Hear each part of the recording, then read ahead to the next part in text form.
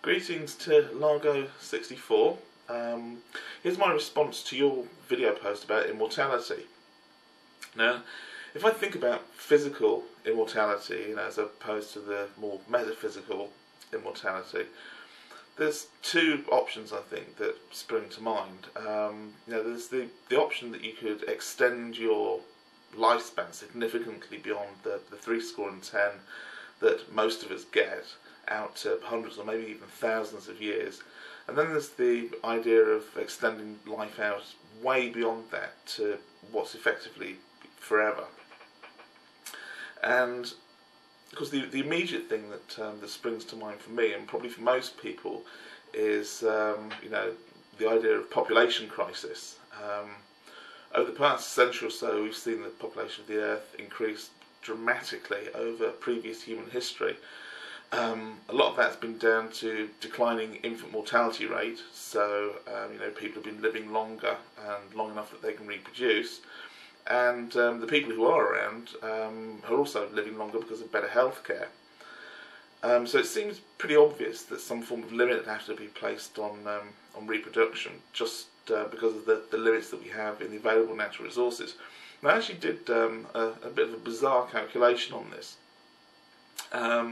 I made an assumption that if we started today with immortality for everybody, and we continue to breed at the rate of, say, 2 kids every 25 years or so that's 2 children every generation, and each subsequent generation continues to do the same thing, then within about 1,000 years, the mass of human biomatter would actually be greater than the mass of the Earth.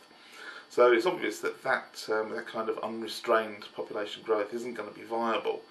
And even if we managed to overcome the problems associated with space travel, and we went out and colonised the solar system, or even interstellar travel out to colonise the galaxy, that's only really putting off the problem for a few hundreds or tens of thousands or even hundreds of thousands of years, because the resources will run out eventually. You just can't keep doubling up the population like that. And although 100,000 years sounds like a long time to us, if you're living forever, it probably isn't that long at all. I also thought about the psychological aspects of living for a long time, and really I think that the biggest impact is going to come with the loss of people. There's still going to be accidents, there's still going to be murder and suicides and incurable diseases, and how's that going to affect people? Well, quite often you see in long-time married couples who they've been together for a long time, 30, 40, 50, 60 years, that when one of them dies, there's a fairly swift demise of the remaining partner, and some people just don't want to go on living after that kind of trauma. And even though losing an older family member or losing a spouse is horrible enough, there does seem to be some kind of natural order to that. It fits in with what we expect. I know that people suffer terribly when they lose a child, because that seems to go counter to this natural expectation. And the thing is that the longer you live, the more likely you are to have a child die before you do, just from one of these things like disease or murder or suicide or an accident. We definitely have to rethink the way that we view death. And this doesn't even really begin to take into account how those who believe in an afterlife would react to the idea of physical immortality. It'd be really interesting actually to see how many of the devout followers of these Abrahamic death cults who believe in paradise at God's right hand or whatever, how many of them would actually buy into the idea of physical immortality, and by doing so would delay the moment at which they met their maker. And actually, even as a thought experiment, I think that one's got quite a bit of merit. Then there's cultural impact. You have to think about how new ideas come in, how culture changes over time. If we'd had immortality since the 15th century, would we still be burning witches? Would we still have slaves? Would culture stagnate? And Now, of course, a lot of that's going to depend on people's openness to new ideas, and there are a lot of open-minded people out there in the world, but there are also quite a few people who've got the hatches well and truly battened down against anything new. So what would happen there? Would society end up splitting into multiple incompatible streams of people? We see something similar to that today with the fundamentalist Christians and Islamists and strange religious cults and sects and things. But I expect that to happen also with people who have non-religious ideologies as well. What about criminals? Would we be morally within our rights to deny them the right to physical immortality? And if we didn't, then what about those monstrous criminals who are sentenced to spend the rest of their life in jail? Which is the more humane punishment for these people? Is it the death penalty, which I think most rational people find utterly abhorrent as a concept? Or is it an eternity in incarceration?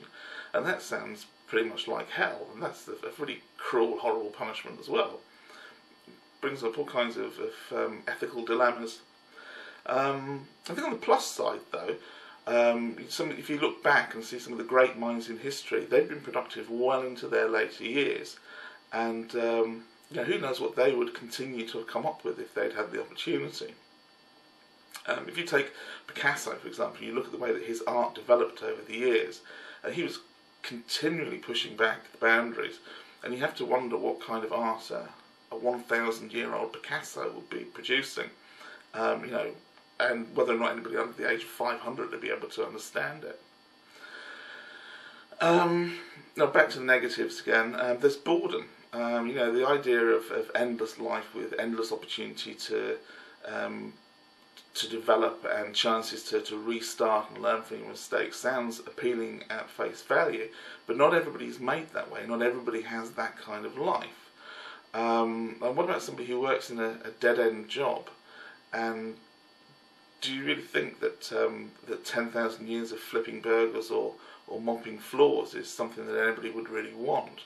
Assuming that they'd be able to afford it, which is unlikely because, as you said, it's probably going to be so expensive for any kind of treatment that would be available. Only the super rich would be allowed into the elite club of immortals.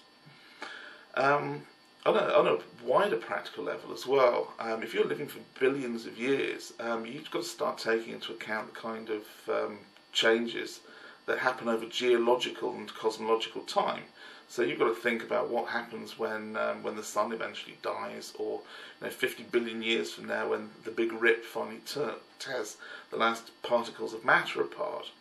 And if the universe disintegrates, then what kind of hope is there for immortality anyway?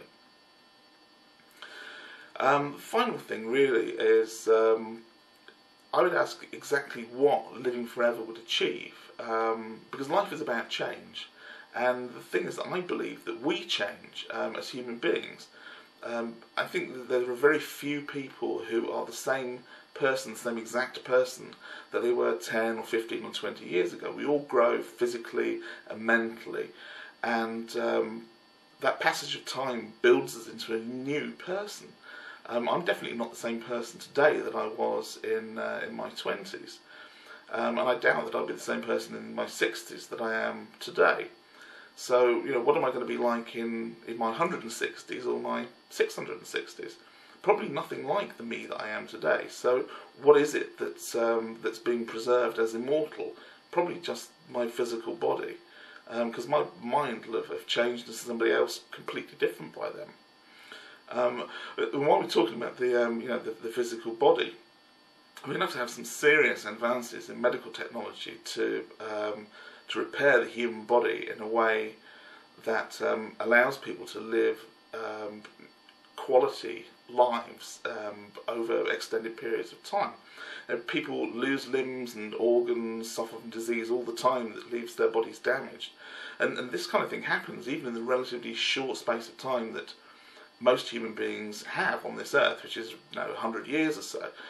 We'd need something that could replace brain cells or teeth and lost limbs and stuff like that, or at least technology that would enable us to continue living a decent quality of life without these things.